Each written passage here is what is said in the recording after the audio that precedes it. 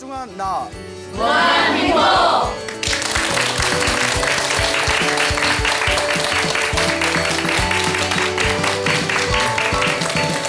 예, 만나서 반갑습니다. 광우 스님이라고 합니다. 예, 다 아시죠? 그 우리가 인생을 살다 보면 내가 원하는 일을 굉장히 쉽고 빨리 얻는 경우가 있지 않습니까? 그렇죠. 그걸 가리켜서 우리가 복이 많다고 합니다. 복이 많다. 근데 또 우리가 살다 보면 정말 간절하게 바라는 일인데 굉장히 늦게 힘들게 성취하는 경우도 있습니다. 그렇죠. 그러면 우리가 반대로 무엇이라고 말할까요? 아이고, 복이 없구나. 그래서 조금 더 억센 표현을 쓰면 지질이 복도 없는 것이란 표현을 쓰죠. 아니, 이제 뭐 말을 하자면 왜 이렇게 경기를 일으키세요? 복 많으실 것 같은데. 아니에요? 자, 그러니까 이 복이라는 것이 복이 많을수록 좋은 일이 자꾸 생깁니다. 복이 없으면 자꾸 안 좋은 일이 생겨요. 그러니까 내가 살아가면서 정말 열심히 노력했고 열심히 준비했는데도 일이 잘 이루어지지 않는다면 근원적인 것을 한번 살펴볼 필요가 있어요. 내가 타고난 복이 부족한가? 내가 혹시 내가 전생을 본 적은 없지만 내가 전생에 심어놓은 내가 쓸 수 있는 복이 부족한가? 그래서 부처님께서도 모든 것이 과거 전생에 내가 지었던 업의 영향을 이번 생에 피할 수가 없다. 그렇기 때문에 전생에 지어놓은 복이 부족하면 이번 생에라도 열심히 수행하고 정진하고 끊임없이 좋은 복을 많이 지어야 된다. 이렇게 이제 가르침을 많이 내리십니다. 그런데 복도 두 가지 종류가 있습니다. 복도 두 가지 종류가 있어요. 예? 그래서 제가 어느 신도분한테 저기 복도 두 가지 종류가 있습니다 하니까 어떤 분이 매운탕하고 지레 뭔 얘기인가 했더니 복어. 그래서 복이 맑은 게 있고 또 매운탕이 있다 하더라고요. 무슨 먹어본 거 아니야? 이런 거 아니고요. 그렇게 이제 또 우스갯소리를 하신 분이 있었는데 불교에서 말하는 두 가지의 복은 깨끗한 복, 청복이 있고요. 청복, 깨끗할 청자, 청복이 있고요. 탁한 복, 탁복이 있습니다. 그래서 탁복과 청복으로 나눠져요. 그러니까 좀 탁한 복과 깨끗한 복. 탁한 복은 잘 먹고 잘 사는 복이에요. 그러니까 세속에서 잘 먹고 잘 사는 복. 알겠죠? 그러니까 좋은 옷 입고 좋은 음식 먹고 신랑이나 아내 잘 만나고 애 잘 낳고 돈 많이 벌고 이것을 탁복이라고 합니다. 탁한 복이다. 세속적으로 욕망을 일으키는 복들이다.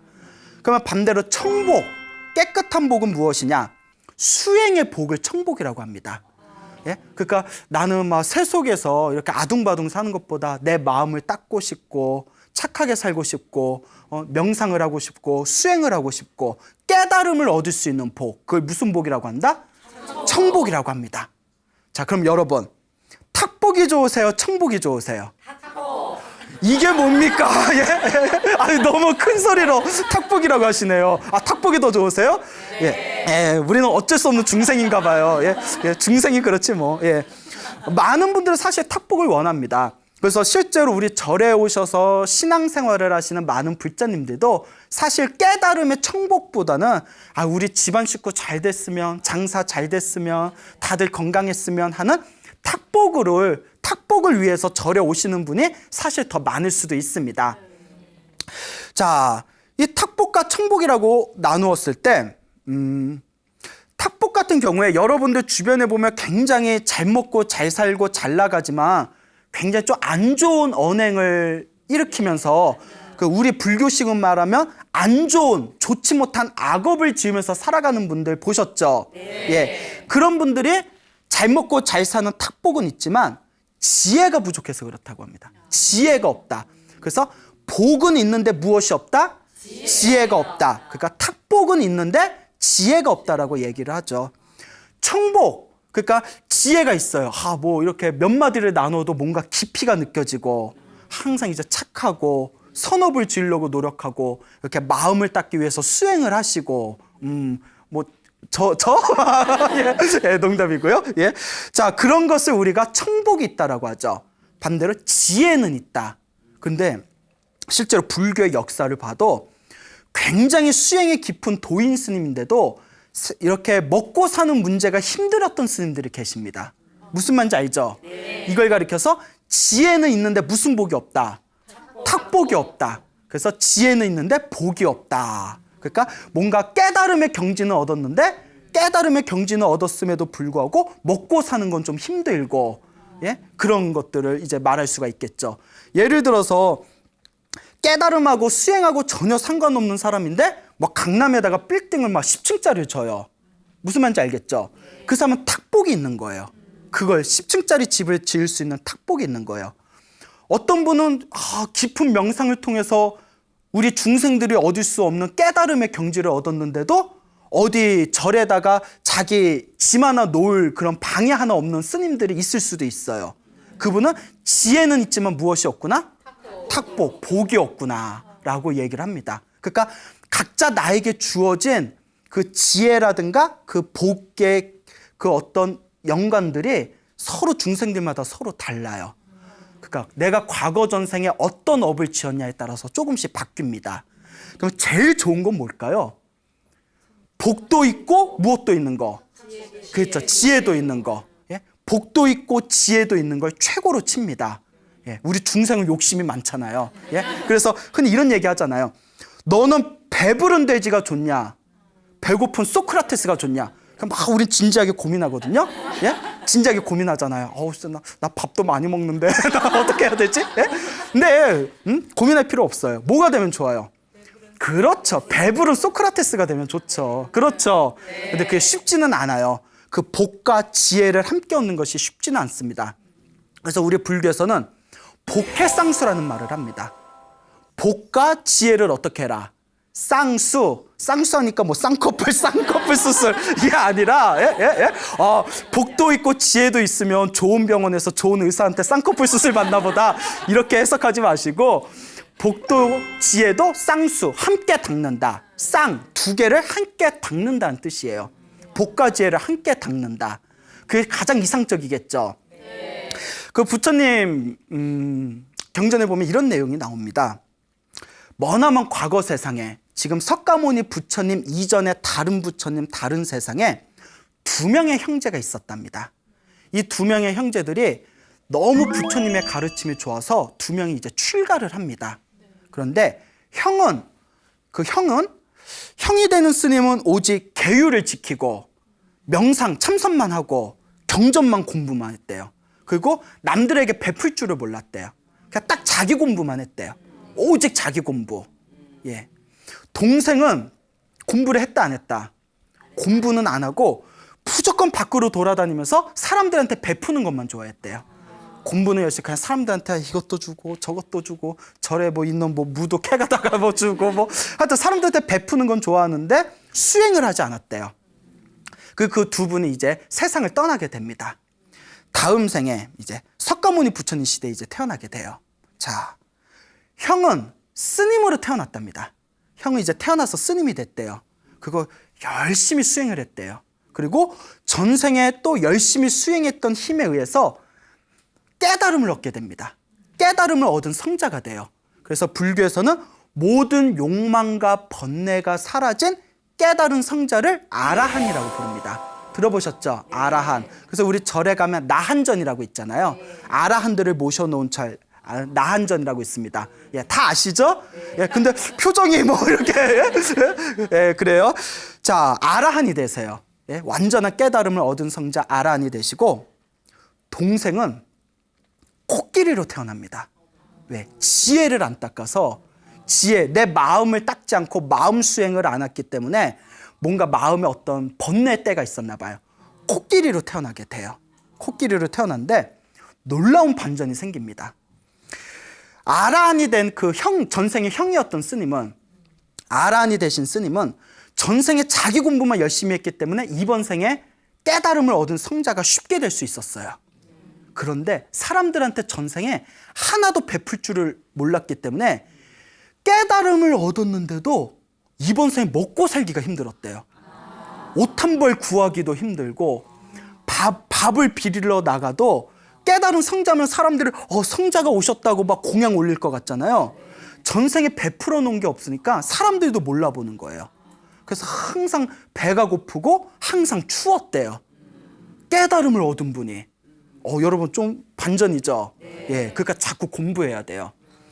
코끼리는 전생에 마음 수행을 하지 않았기 때문에 이번 생에 축생, 짐승으로 태어났지만 전생에 복을 많이 지었잖아요. 여러분 일단 이번 생에 잘생긴 거는 일단 복입니다. 전생에 공덕을 지은 거예요. 뭐 움찔하는 분이 계시는데 일단 거울 한번 보세요 나중에.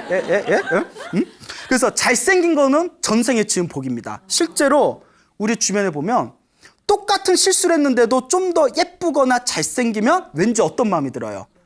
그렇죠. 뭐 격렬하게 그냥 짜증나죠. 짜증나. 난 짜증 안 나는데 뭐 이런 분은 뭐 자신 있는 분인가 봐요. 예. 자, 그러니까 일단 예쁜 외모로 태어난 것 자체는 복이에요. 실제로 짐승도 개를 키우고 고양이를 키워도 예쁜 애들이 사랑받아요. 동감하시죠? 네. 그리고 힘이 센 것도 복이에요. 스님, 저는 힘이 너무 약합니다 하면 전생에 뭔가 악업이 있는 거예요. 예? 이번 생에 타고나기를 힘센 것도 전생에서 넘어온 복이다. 네, 코끼리로 태어났는데 마음 수행을 하지 않아서 코끼리로 태어났지만 전생에 복을 많이 지어서 그런지 아주 힘이 세고 등치가 아주 크고 잘생긴 코끼리로 태어난 거예요.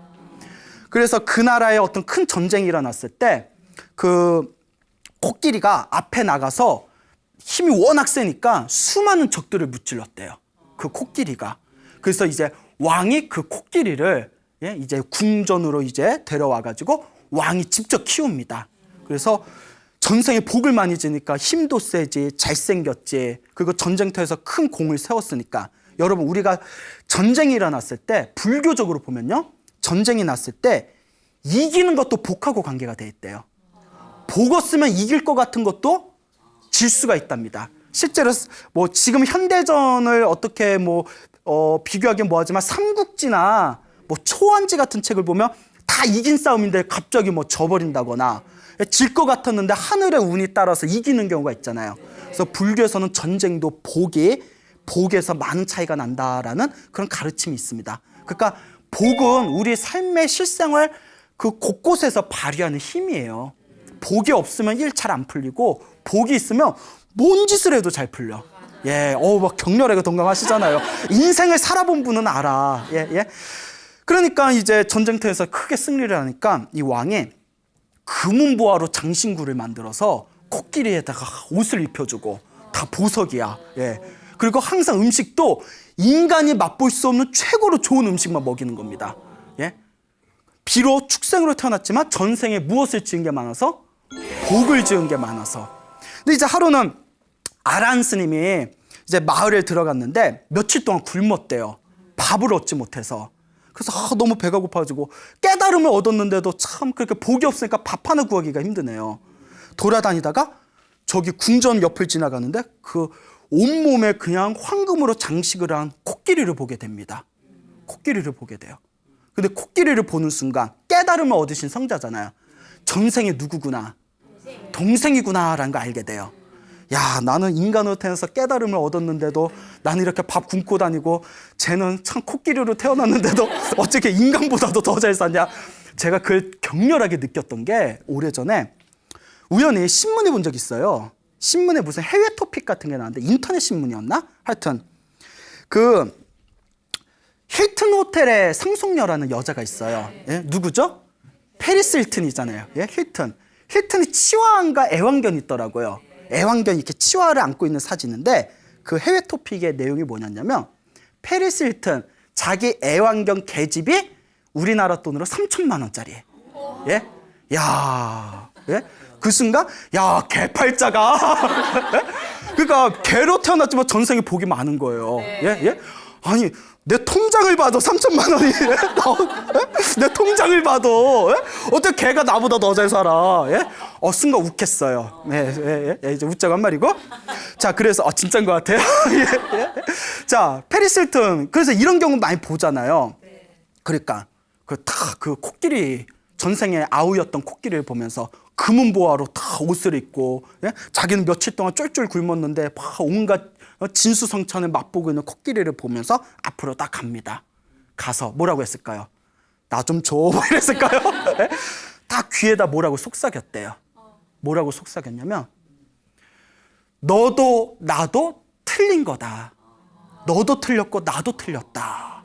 라고 귀로 속삭였답니다. 근데 이제 깨달음을 얻은 아라한 성자의 음성이었기 때문에 코끼리 인정 그 말을 딱 알아들었대요. 근데 여러분 짐승 개나 고양이 키워보면 맑게 알아듣잖아요. 예, 응? 가끔 얘가 진짜 사람인가 싶기도 할 때도 있어요. 그러니까 너도 틀리고 나도 틀렸다 하는 순간 이 코끼리가 비록 축생이지만 전생에 자기가 살았던 모습이 다 펼쳐지면서 지금 자기의 모습을 다 바라보게 됩니다. 그 순간 더 이상 먹지도 않고 우울증에 걸렸대요. 코끼리가 우울증에 걸렸어요. 야, 그래도 내가 전생에 복을 많이 줬는데 내가 이렇게 코끼리로 태어났다니. 아무리 황금으로 장식을 하고 아무리 좋은 음식을 먹어봤자 결국 짐승이잖아요. 그 왕이 코끼리가 우울증에 걸려서 음식을 먹지 않으니까 코끼리 사육사를 부릅니다. 무슨 일이 있었냐? 아니 왜 조금 추레해 보이는 스님이 와서 코끼리한테 뭐 몇 마디 했는데 그 뒤로 코끼리가 저렇게 우울증에 걸렸습니다. 예? 그 스님을 빨리 모셔와라. 그 스님을 모셔옵니다. 어떻게? 다 이렇게 사방팔방 이제 찾아다녀서 왕이 그 스님이 다 오셨을 때 그 스님에게 질문을 던집니다. 도대체 코끼리에게 무엇라고 이야기를 했길래 우리 저 힘있고 씩씩한 코끼리가 저렇게 우울증에 빠진 것입니까? 그때 이 아라한 스님께서 자취조정을 다 설명합니다. 이와 같고 이와 같은 것입니다. 그때서의 왕도 깜짝 놀라면서 마음에 느낀 바가 있으면서 다 스님에게 이제 절을 하면서 스님 참으로 사람이 짓는 업은 너무나 심오하고 불가사의합니다. 저도 왕으로 태어났으나 결국 전생에 지은 복이 있어서 왕으로 태어난 것일 거고 이번 생에 제가 지은 복을 다 쓰고 나면 다음 생에 또 어떤 몸을 받을지 모르는 거 아닙니까? 저도 스님의 가르침을 본받아서 저도 이번 생에 지금부터라도 열심히 복을 짓겠습니다 라고 이야기를 합니다. 자, 이와 같은 이야기 속에서 나온 가장 중요한 개념이 바로 복해쌍수라는 거예요. 복과 지혜를 함께 닦았어야 된다. 이게 바로 부처님 말씀하신 대승의 가르침입니다. 내가 깨달음을 얻으면 그 세상에서 가장 존귀한 일이에요. 세상에서 가장 귀한 일입니다. 그런데 한 가지 문제가 있습니다. 복은 없고 지혜만 있으면 그 배고픈 아라한 스님처럼 복은 있고 지혜만 있으면 중생을 제도하기가 힘들대요. 나는 혼자 깨달았으나 중생을 제도하려면 무엇도 있어야 된다. 지혜도 있어야 되지만 무엇도 있어야 된다? 복도 있어야 된다는 거예요. 잘 보세요. 중생을 제도해야 돼요. 배고파하는 중생이 있어요. 그럼 내가 밥을 줘야 돼요. 배고픈 중생에게 밥을 주기 위해서는 내가 뭐가 있어야 돼요? 밥이 있어야죠. 내가 밥이 있어야 줄 거 아니에요. 뭔 얘기인지 아시죠? 그리고 옷이 필요한 중생이 있어요. 옷이 필요한 중생한테 내가 옷을 주고 싶어요. 그 내가 뭐가 있어야 돼요? 옷이 있어야 옷을 줄 거 아니에요. 중생들 다들 복을 바래요. 중생을 제도하기 위해서, 중생을 괴로움에서 나와서 행복한 길로 이끌기 위해서, 그들에게 복을 주기 위해서 내가 뭐가 있어야 돼요? 내가 복이 있어야 중생한테 복을 줄 수 있잖아요. 그렇죠. 포교도 그래요. 여러분, 아무리 설법을 잘하고 강의를 잘해도 얼굴 잘생긴 것보다 못해요. 뭔 얘기인지 알죠? 예? 우리는 2시간 떠들어야 어머 저 스님 공부 좀 했나 보다 이러잖아요. 키 크고 얼굴 잘생겼으면 딱 나타나면 어머 저 스님은 전생에서부터 수행했나 보다. 예? 약간 우스갯소리로 얘기하지만 잘생긴 것도 복이라고 했죠. 그래서 부처님은 수없는 삶 동안 일부러 이 세상에 중생들로 하여금 거룩한 마음을 일으킬 수 있는 최고의 외모를 얻기 위해서 따로 수행을 하신답니다. 일단 잘생겨야 중생들한테 한 수 접고 들어가니까. 예? 아니 이게 진짜예요. 경전에 나와요. 부처님은 잘생겼다 못생겼다라는 구분이 없어요. 잘생겼다 못생겼다는 걸 모든 걸 초월했지만 중생은 있어요 없어요? 중생은 잘생겼다 못생겼다 구분을 짓기 때문에 중생을 조금 더 쉽게 제도하기 위해서 일부러 부처님의 몸으로 세상에 출현할 때 잘생긴, 더 정확히 말하면 거룩한 몸으로 출생을 하신다고 합니다. 그러니까 내가 복이 있어야 중생을 제도할 수가 있어요. 그렇죠? 네. 복이 없으면 중생을 제도하고 싶어도 제도할 수가 없습니다. 예를 들어 광우 스님도, 저도 제가 이렇게 불교 TV에 나올 줄 알았겠어요? 몰랐겠어요? 몰랐죠. 제가 나올 줄 어떻게 알았겠어요? 이거 나온 것도, 이런 얘기는 뭐하자면 얼떨결에 나왔어요. 얼떨결에 나왔다가 호응이 좋아가지고, 호응이 너무 뭐 좋을 것 같죠? 예. 호응이 너무 좋아서 이제 불교 TV에서 이제 계속 좀 강의를 설법을 하게 되었는데, 분명히 우리나라 대한불교 조계종에는 저보다 설법을 더 잘하시는 스님들이 계십니다. 분명히 계실 거예요. 그런데 또 BTN에 나오는 복은 따로 있는 거예요. 뭔 얘기인지 아시죠? 예? 분명히 어딘가 제가 나오는 이 화면을 보면서 이거 나보다 못하는데 이러면서 예? 네, 그러실 스님이 있을 수도 있어요. 그러니까 각 복이 있어야 중생도 제도할 수가 있는 겁니다. 알겠죠? 이게 굉장히 중요한 겁니다. 그래서 나온 말이 복과 무엇을 함께 닦아라? 지혜. 복과 지혜를 함께 닦아라. 복만 있고 지혜가 없으면 잘 먹고 잘 살지만 삿된 길에 떨어질 수가 있고, 지혜가 없으니까. 맞습니까? 그리고 지혜만 있고 복이 없으면 나는 깨달음을 얻고 나는 바르게 살아도 다른 사람을 제도하거나 도움을 주기가 힘들다라고 했습니다. 그러니까 복과 지혜가 함께 갖춰야 됩니다. 그래서 지혜를 눈이라고 합니다. 눈이 있어야 내가 어디로 갈지를 알잖아요. 바른 길로 갈지 삿된 길로 갈지를 뚜렷하게 구분할 수가 있습니다. 지혜는 눈입니다. 그러면 복은 뭘까요? 복은 튼튼한 내 몸이에요. 몸이 튼튼해야 무거운 짐을 지고 내가 가야 할 길을 갈 수가 있잖아요. 예, 그와 같이 복이 있어야 내가 하고자 하는 일들이 원만하게 풀린다는 겁니다. 그게 바로 복해쌍수입니다. 그러니까 여러분들이 이 자리에, 이 BTN에 나오셔서 이렇게 스님들의 좋은 법문을 듣는 거는 무엇을 닦는 것일까요? 지혜를 닦는 겁니다.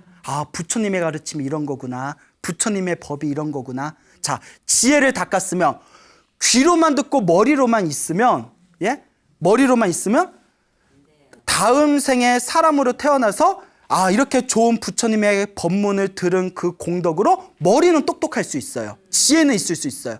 근데 복을 짓지 않으면 머리는 똑똑해도 내가 하고자 하는 일이 편안하게 풀린다고 말할 수 없습니다. 이해 가시죠? 네. 그래서 복과 지혜를 함께 닦아야 된다.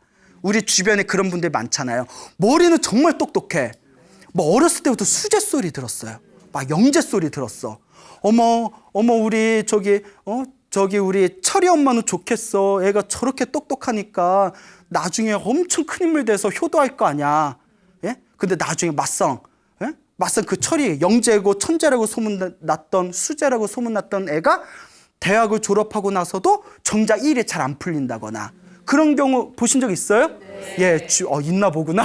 예. 그게 머리 똑똑한 복은 있지만 또 뭐 직장복이라든가 내가 편안하게 일을 이제 하나하나 이뤄나가는 그런 복은 부족하다는 거죠.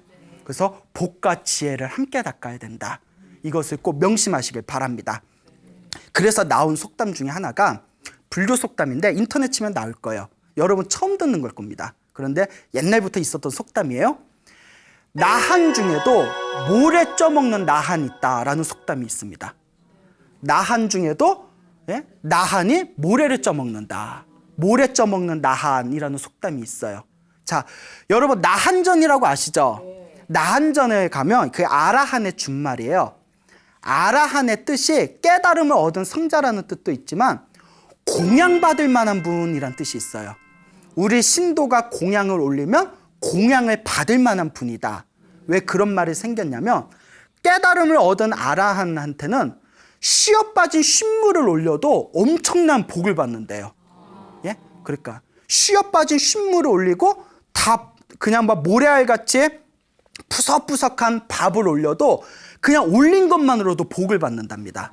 엄청난 복을 받는데, 그래서 공양받을 만한 분이라는 표현을 씁니다. 근데 나한 중에도 뭐하는 나한이 있다? 모래 쪄먹는 나한이 있다. 아까 속담 말씀드렸죠? 여러분도 앞에 가르쳐주면 뒤에 잊어먹고 뒤에 가르쳐주면 앞에 잊어먹는 겁니까? 예? 예? 자, 아니죠? 다 기억나시죠? 그 말이 무엇인고 하면 나한도 복 있는 나한이 있고 복 없는 나한이 있다. 복이 없는 나한은 신도들의 공양을 안 올리기 때문에 너무 배가 고파서 신통력으로 무엇을 쪄먹는다? 모래를 쌀로 바꿔서 쪄먹는다라는 속담이 그래서 나온답니다. 그래서 우리가 이제 불교적으로는 그런 가르침이 있지만 그 속담을 우리가 일상생활에 쓸 때는 나한 고위 관리 높은 지위에 있지만 높은 지위에 있는 사람 중에서도 고생하는 사람들이 있다. 예, 그러니까 겉으로 본다고 알 수 있는 게 아니다라는 식으로 사용한다고 합니다. 어때요? 불교적인 어떤 사유를 바탕으로 하니까 이 속담이 더 가슴에 절실하게 다가오죠? 네. 그래서 복과 지혜를 함께 닦는다. 복을 주는 건 굉장히 중요합니다. 중국 당나라 시대 때 설봉이라는 큰 스님이 계셨습니다. 설봉이라는 큰 스님이 계셨는데 이 설봉 스님이 항상 어느 절에 가시든 공양주를 하셨대요. 공양주라는 이야기 들어보셨죠? 그러니까 밥 짓는 분을 절에서 공양주라고 해요. 밥을 짓는 분. 그러니까 우리가 절에 가서 이제 밥을 하시는 분을 이제 공양주라고 하고 이렇게 반찬 만드는 분을 채공이라고 부르거든요. 예? 그래서 이제 공양주, 항상 이제 밥을 지으시는 공양주를 맡으셨는데 여러분, 지금이야 쿡쿡 꾹 누르면 칙 하고 밥이 되잖아요. 옛날에 스님들이 오죽 많아요. 모여 사니까 막 수백 명, 수십 명, 수백 명 되는 스님들의 밥을 지려면 장작패야지, 가마솥에 물 끓여야지, 거기다 쌀 그거 다 닦아가지고 거기 밥을 짓고 밥 다 퍼드리고 남아있는 밥을 다 골라내가지고 쑥육 끓여야 되고 노가다도 이런 노가다가 없어요. 그러니까 스님들이 옛날 노스님들이 우리 젊은 스님들 보면 정말 너네는 편하다고, 우리 때는 밥 짓고 장작 패고 하느라고 공부할 시간이 없었다. 또 이런 얘기를 하세요. 예. 또 이렇게 얘기하니까 되게 부끄럽네요. 예. 자, 그래서 공양주가 굉장히 힘듭니다. 근데 옛날 중국 당나라 시대 때 항상 어느 절에 가시든 설봉 스님은 무엇을 항상 하셨다? 공양주를 하셨대요. 그 힘든 걸 항상 자청하셔서 하셨답니다. 그래서 그분은 항상 자기가 쓰는 쌀 조리개가 있었대요. 쌀 조리. 그래서 이제 자기가 쓰는 쌀 조리로 이제 그 돌 같은 거, 그 조그만 그 불순물 같은 걸 다 걸러내셨대요. 그렇게 오랜 시간이 지납니다. 그리고 설봉 스님도 드디어 깨달음을 얻습니다. 깨달음을 얻은 뒤에 왜 이 설봉 스님께서 이 중국 선종사에서 유명하냐면 중국 선종 역사에서 가장 처음으로 절을 지어서 가장 처음으로 1000명이 넘는 스님을 모았대요. 그러니까 그 이후에는 막 2000명, 3000명까지 모인 절들이 있었지만 중국 선종의 역사에서는 가장 첫 번째로 1000명의 그 기록을 깨신 분이 바로 설봉 스님이세요. 그래서 1500명을 모으셨답니다. 1500명을 모으셨대요. 근데 1500명의 대중들에게 법문을 하실 때 항상 이렇게 말씀하셨답니다. 너희들이 이 자리에 어떻게 온 건지 아느냐? 너희들이 이 자리에 어떻게 온 건지 아느냐? 예? 다 내 어디에서 나온 거다? 쌀 조리개에서 나온 것이다 라고 하셨대요. 내가 지은 복으로 너희들이 여기에 모이게 된 것이다. 여러분 생각해 보세요. 옛날에 먹고 살기 힘들잖아요. 스님들이 1500명이 한 절에서 살면 그 식량을 어떻게 될 거예요? 그 식량을 어떻게 될 수가 있어요? 예? 그 식량을, 그 1500명의 사람들의 식량을 대어주기 위해서는 바로 누구의 복이 있어야 된다? 그 절에 주지 스님이신 설봉 스님의 복이 있어야 했다는 거예요. 설봉 스님이 평생 스님들을 위해서 공양, 쌀밥을 짓고 스님들을 위해서 항상 힘들고 괴로운 일을 자청하면서 복을 지었던 힘으로 1500명의 스님을 모을 수가 있었다. 이게 복해상수입니다. 만약 설봉 스님이 나 혼자 수행만 할 거야 하고 지혜만 열렸다면, 복은 없고 지혜만 있었다면 1500명 스님을 모을 수 있었을까요? 아마 힘들었을 겁니다. 이게 바로 복해상수의 정연적인 우리 불교의 한 예가 되겠습니다. 알겠죠? 네. 제 재밌는 얘기 하나 해드릴게요. 50년 전에 어느 이제 스님께서 이제 어렸을 때 50년 전에 이제 어린 나이에 출가를 하셨대요. 저쪽 이제 부산 어느 쪽, 남해 어느 쪽에 이제 출가를 하셨는데 그때 이제 행자들이라고 하죠. 출가 스님 되기 전에 행자 생활이라는 걸 하는데 이 행자가 생활을 하면서 이제 열심히 이제 뭐 행자 설거지도 하고 걸레질도 하면서 살았겠죠. 근데 그때 그 절에 그 굉장히 유명한 도인이라는 스님이 이렇게 찾아오셨대요. 도인 스님이라고 이제 소문난 스님이 찾아오셨는데 이제 행자들을 불러가지고 행자들이 여러 명 있었나 봐요. 그러니까 가장 맑고 순수할 때거든요. 행자 때가. 너는 앞으로 나중에 스님 되면 중노를 이렇게 해라. 너는 앞으로 저렇게 해라. 너는 중노로 스님노를 이렇게 해라. 한마디 한마디 다 일러줬대요. 그리고 마지막에 나이 어린 자기를 딱 보면서 너 좀 잠깐 남아있어라 이러더래요. 너 좀 잠깐 남아있어라. 뭐지? 예? 나에게 특별히 무언가를 주실려나 보다. 내가 큰 인물이 될려나 보다. 그 어린 마음이 그렇게 생각했대요. 그러니까 남아있는데 그 이제 도인 스님이 다 이렇게 오시더니 야, 너는 얼굴에 복딱지가 하나도 없다고. 너는 얼굴에 복이란 복은 하나도 어쩜 그렇게 없을 수가 있냐. 그렇게 얘기를 하더래요. 그 어린 마음이 충격을 받았대요. 야, 넌 복이 없어서 스님이 돼서 신도들한테 시중물 받아 먹으려면 왜 조금이라도 복이 있어야 되는데 너는 신도들한테 얻어먹을 복도 없겠다. 그러니까 이 어린 마음에 상처를 받으니까 열심히 복을 줘라. 네가 복을 주면 혹 중노로 계속 할 수도 있을 것 같다. 다 이렇게 얘기를 해줬대요. 복을 많이 줘라. 네가 복이 참 없구나. 그런 얘기를 딱 듣고 그러니까 어렸을 때 가장 순수할 때잖아요. 그때 딱 결심이 섰대요. 아, 지금부터라도 내가 스님이 되고 나서라도 열심히 복을 짓겠다. 그게 이제 50년 전 일이었대요. 그래서 이제 참선하는 선방을 갔어요. 그래서 이제 선방 참선하는 선원을 갔는데 그 어느 절에 갔는데 그 절에 공양주 소임이 피었대요. 공양주 소임이 피어서 그 절에서 공양주를 이제 자기가 하겠다고. 옛날부터 이런 얘기가 있습니다. 스님들을 위해서 밥을 짓는 공양주 소임이 굉장히 복을 많이 짓는 소임이래요. 복을 가장 많이 짓는 게 첫째가 간병이래요. 간병. 왜냐면 병든 분 간병해 본 적 있어요? 얼마나 힘들어요. 정말 순수한 마음을 갖고 간병해 주는 게 엄청난 복을 짓는 거래요. 두 번째가 공양주래요. 스님들을 위해서 밥을 올리고 밥을 짓는 게 옛날에는 너무 힘들었기 때문에 지금은 좀 편해졌으니까 복이 좀 떨어졌을 거예요.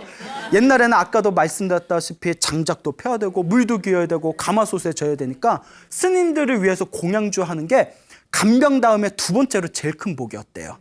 그래서 제가 공양주를 하겠습니다. 이제 복을 지으려고. 그리고 정말 힘들었대요.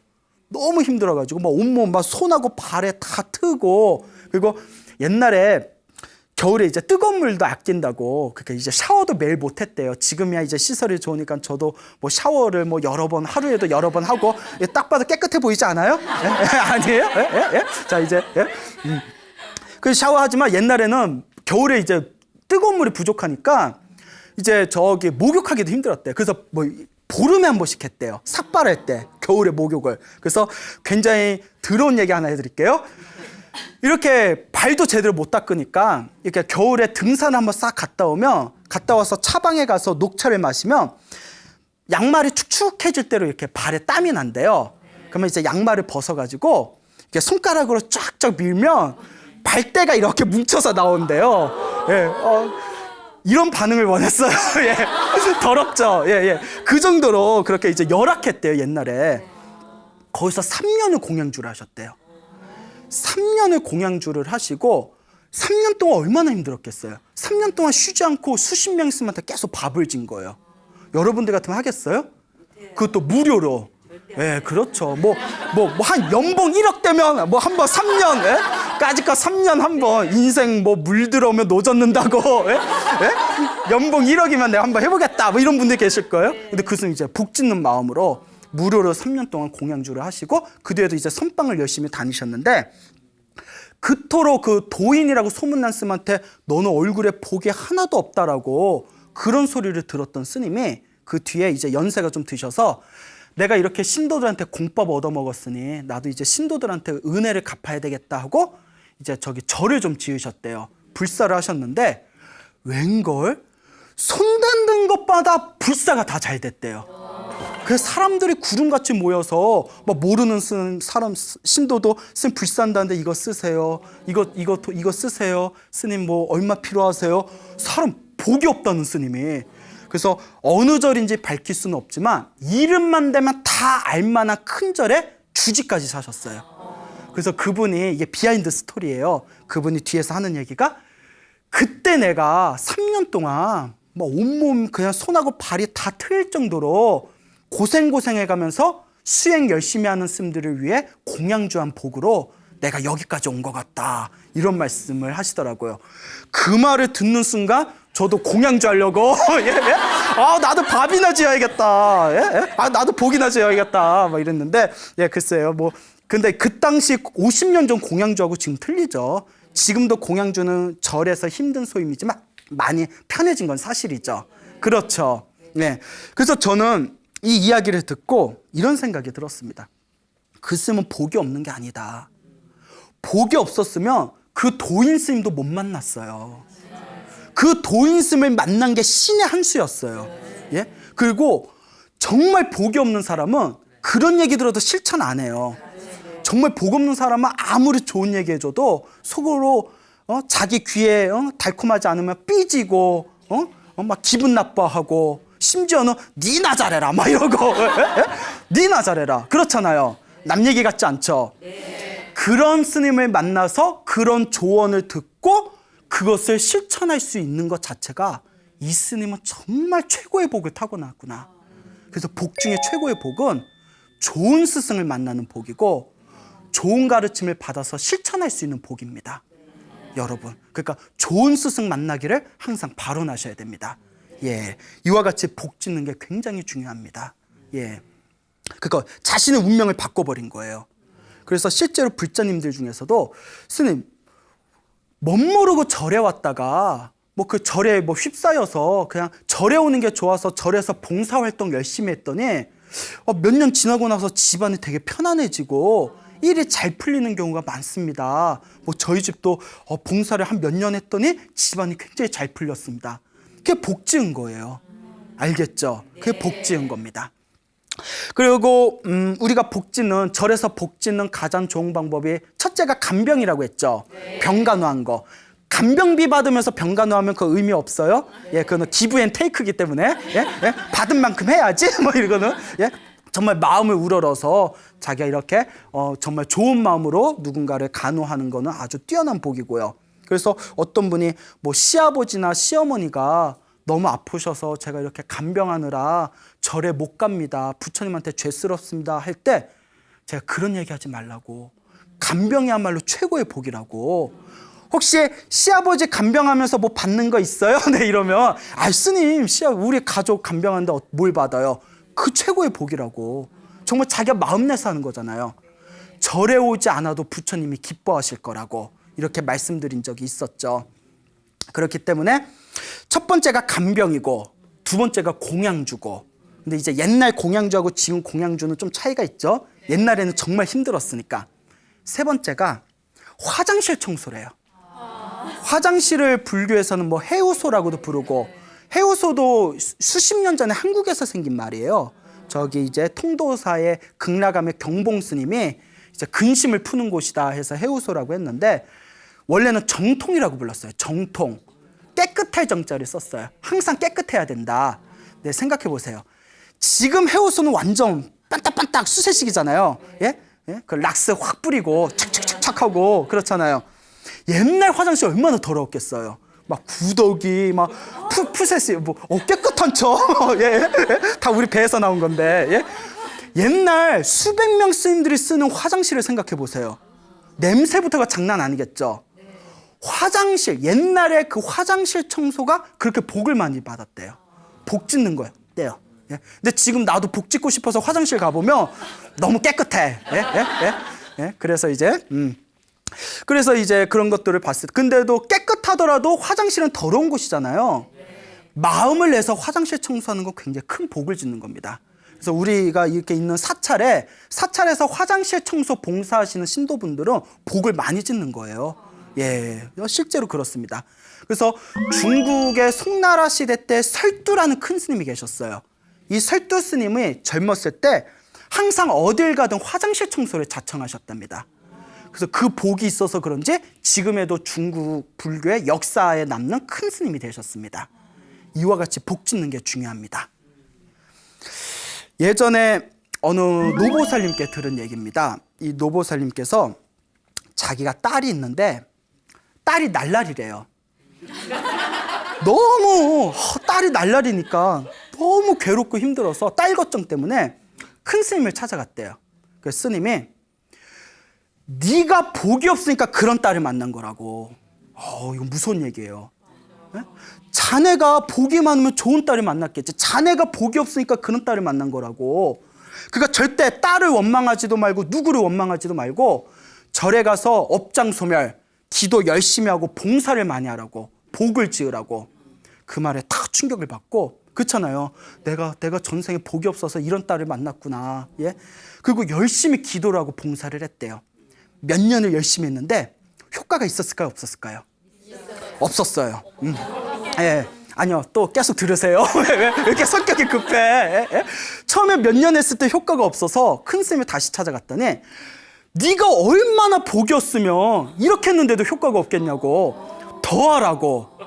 예? 이거 사람 속이는 방법도 가지가지야. 예? 네가 복이 없으니까 효과가 없지. 더해. 우리 같으면 못했을 거야. 몇 년 했는데 효과 없으면 이거 속은 거 아니야? 근데 그 노보살님이 계속 열심히 했대요.